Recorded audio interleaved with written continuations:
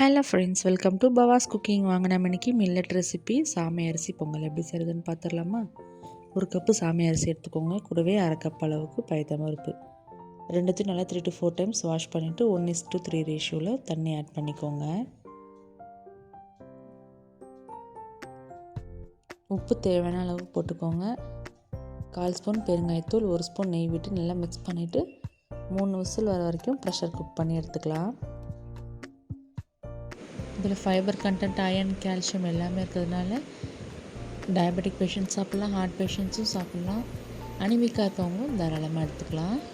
Weight loss பண்ணுறவங்களுக்கு இது super பெனிஃபிட்டாக இருக்கும்.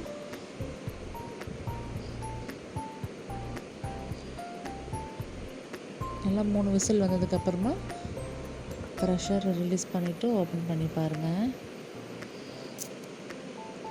தண்ணியாக இருக்க மாதிரி தான் இருக்கும். ஆறி போனதுக்கப்புறமா நல்லா கெட்டியாகிடும். நல்லா அடியோடு கிளறி விட்டுக்கோங்க. இதுக்கு இப்போ தாளிப்பு கொடுத்துடலாம். ஸ்டவ் ஆன் பண்ணி கடாயை வச்சுக்கோங்க. 2 டேபிள் ஸ்பூன் நெய், 2 tablespoon refined oil add பண்ணிக்கோங்க. 10 போல் முந்திரி ஆட் பண்ணிக்கோங்க. 2 டேபிள் ஸ்பூன் சீரகம் ஆட் பண்ணிக்கோங்க. 1 ஸ்பூன் மிளகு, பொடியை நறுக்கி வச்ச இஞ்சி ஆட் பண்ணிக்கலாம். 2 கொத்து கருவேப்பிலை.